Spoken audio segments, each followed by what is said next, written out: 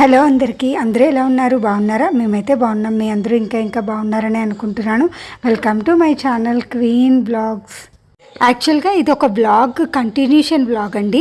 ఆ బ్లాగ్ ఏంటి అనేది తప్పకుండా నేను లాస్ట్లో అటాచ్ చేస్తాను.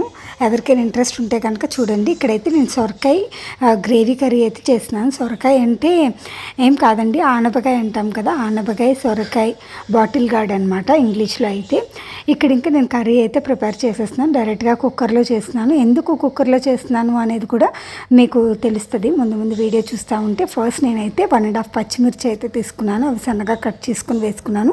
ఆ తర్వాత ఇక్కడ నా కెమెరా అడ్జస్ట్ చేసుకుంటున్నాను. సో నా వీడియో ఇంకా బాగా కనిపించాలంటే, కర్రీ బాగా కనిపించాలని చెప్పేసి ఇక్కడ ఆ తర్వాత ఆవాలు జీలకర్ర వేసుకున్నాను. తర్వాత సన్నగా కట్ చేసుకున్న ఆనియన్స్ వేసుకున్నాను.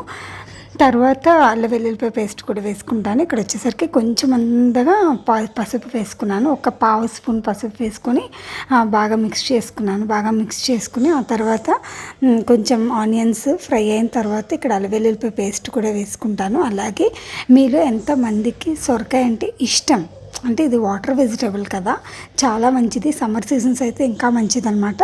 ఎప్పుడు ఒకే విధంగా కాకుండా అప్పుడప్పుడు గ్రేవీ కర్రీస్ లాగా కూడా చేసుకుంటే కొంచెం డిఫరెంట్గా అనిపిస్తుంది కదా. ట్రైన్ సౌండ్స్ వినిపిస్తే కనుక తప్పకుండా ఎక్స్క్యూజ్ చేయండి, సారీ చెప్తున్నా.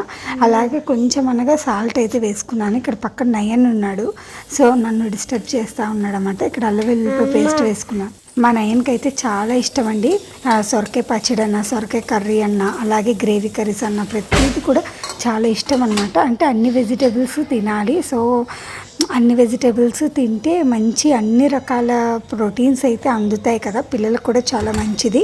మనం ఆలు కర్రీ అని చెప్పేసి పెట్టేయచ్చు. ఇక్కడైతే నేను ఆలు ఫ్రై కోసం బాయిల్ చేసుకున్నాను అనమాట. సైమల్టేనియస్గా ఆ కర్రీ కూడా చేస్తున్నాను. ఇక్కడ మీరే చూడొచ్చు. సొరకాయ అయితే ఒక హాఫ్ సొరకాయ అయితే తీసుకున్నాను.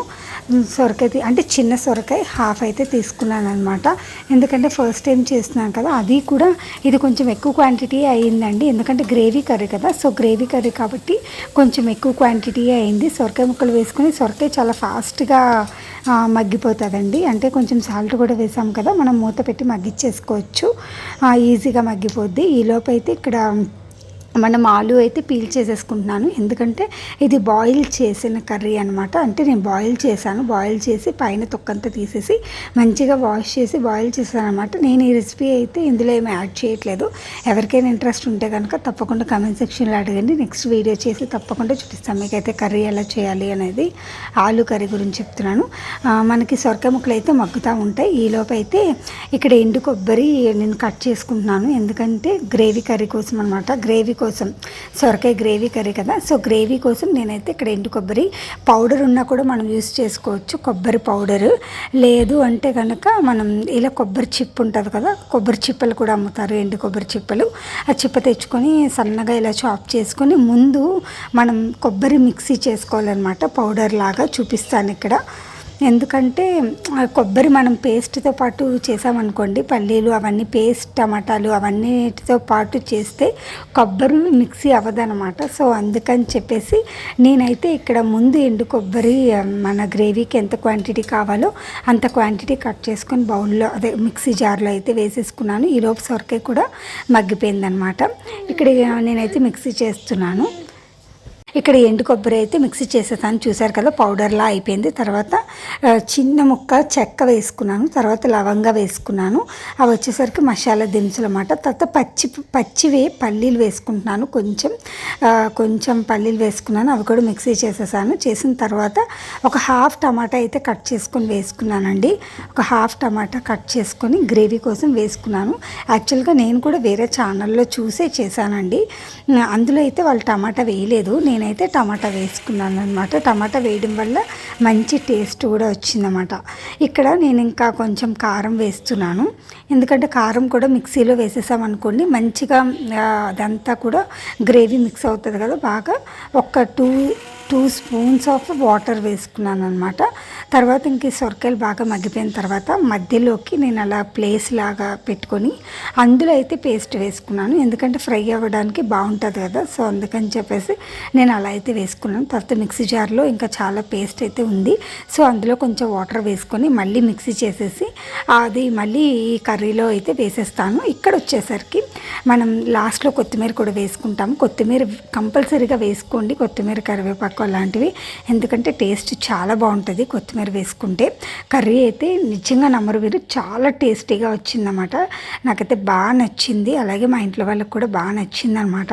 మనం విజిల్ పెట్టేస్తాము. ఇక్కడైతే విజిల్ పెట్టేసి ఒక 1 or 2 విజిల్స్ వచ్చిన తర్వాత ఆఫ్ చేసేసుకోవచ్చు.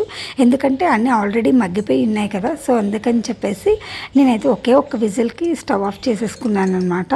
ఇక్కడ మీరే చూడొచ్చు, కొంచెం కారం అలాగే సాల్ట్ పడుతుంది అనిపించింది.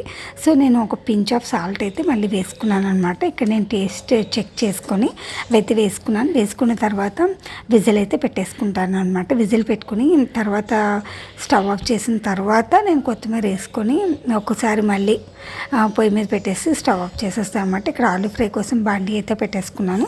ఇక్కడ మీరు చూసారా కర్రీ ఎంత భలే ఉంది, అసలు టేస్ట్ కూడా చాలా బాగుంది. ఇక్కడ కొత్తిమీర కూడా వేసుకున్నాను, సన్నగా కట్ చేసుకుని కొత్తిమీర అయితే వేసుకున్నాను. అలాగే ఇంకా నేనైతే డిష్ అవుట్ చేసేసుకుంటున్నాను, అంటే గిన్నెలోకి అయితే తీసేసుకుంటున్నాను అనమాట.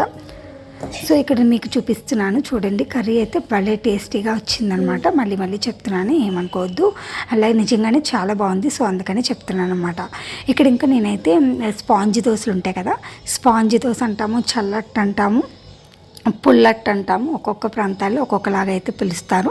ఇక్కడ 2 గ్లాసులు, నేను చూపిస్తున్న గ్లాసులతో 2 గ్లాసులు అయితే బియ్యం తీసుకున్నాను. 1 గ్లాస్తో అయితే అటుకులు తీసుకున్నాను అనమాట. అటుకులు 1 గ్లాసు, 2 గ్లాసులు బియ్యం అయితే తీసుకున్నాను. ఇవి బాగా ఒక 4-5 టైమ్స్ వాష్ చేసుకోవాలండి, 2 కలిపి వాష్ చేసుకుంటాను. ఈ బియ్యం వచ్చేసరికి రేషన్ బియ్యం అండి, రేషన్ బియ్యంతోనే చాలా బాగా వస్తాయి అన్నమాట. రేషన్ బియ్యంతోనే చాలా బాగా వస్తాయండి స్పాంజీ దోశలు అయితే. నార్మల్ బియ్యంతో నేను అప్పుడప్పుడు చేస్తూనే ఉండేదాన్ని, కానీ అస్సలు మంచిగా అనిపించేవి కాదు. స్పాంజీ దోశలు మంచిగా ఫర్మెంట్ కూడా అవుతాయి అన్నమాట. నేనైతే 1 గ్లాస్ అటుకులకి 2 గ్లాసెస్ ఆఫ్ బియ్యం తీసుకున్నాను. ఈ గ్లాస్తో 1 గ్లాసు మజ్జిగ తీసుకున్నాను, అంటే పుల్లగా ఉంటుంది కదా, పుల్లగా ఉన్న మజ్జిగ తీసుకున్నాను. ఇంకో 1 గ్లాస్ అంటే 2 గ్లాసెస్ అనమాట. 1 గ్లాస్ మజ్జిగ తీసుకున్నాను, 1 గ్లాస్ వాటర్ తీసుకున్నాను అనమాట. నార్మల్ వాటర్ ఉంటుంది కదా, నార్మల్ వాటర్, ఫిల్టర్డ్ వాటర్ ఉంటుంది కదా, ఆ వాటర్ అయితే 1 గ్లాస్ తీసుకున్నాను. 1 గ్లాస్ మజ్జిగ తీసుకున్నాను. ఒక 4 అవర్స్ అయితే సోక్ చేసి పెట్టుకున్నాను అనమాట. ఆ మజ్జిగ వాటర్ కలిపిన మిశ్రమంలో బియ్యం అటుకులు సోక్ చేసి పెట్టుకున్నాను. ఒక 4 అవర్స్ సోక్ అయిన తర్వాత నేనైతే మిక్సీకి వేసుకున్నాను అండి. ఎవరిష్టం వాళ్ళది, మనం గ్రైండర్కైనా వేసుకోవచ్చు, మిక్సీకైనా వేసుకోవచ్చు. దోశలు ఎలా వచ్చాయి అనేది కూడా చూపిస్తాను. అసలు భలే వస్తాయండి, స్పాంజ్గా చాలా మెత్తగా టేస్టీగా ఉంటాయి. నేనైతే అల్లం, పచ్చిమిరపకాయలు, కొత్తిమీర, ఆనియన్స్ ఇవన్నీ వేసుకొని బాగా మిక్స్ చేసుకొని, సాల్ట్ వేసుకొని మిక్స్ చేసుకొని నెక్స్ట్ డే మార్నింగ్ బ్రేక్ఫాస్ట్లోకి అయితే దోశలు వేసుకున్నాను. సిమ్లో పెట్టి కాల్చుకున్నాను అనమాట. చూస్తున్నారు కదా హోల్స్ కూడా ఎలా పడుతున్నాయో, చాలా బాగుంటాయండి. నేనైతే ఇక్కడ గీతో కాల్చుకుంటున్నాను అనమాట. గీతో కాల్చుకుంటే టేస్ట్ చాలా బాగుంటాయి, సో అందుకని నేనైతే గీతో కాల్చుకుంటున్నాను. చాలా బాగుంటాయండి, చాలా స్పాంజీగా, చాలా మెత్తగా ఉంటాయి. బాయ్ ఫ్రెండ్స్, ఉంటాను మరి మరొక వీడియోతో మళ్ళీ మేము ముందుకు వస్తాం.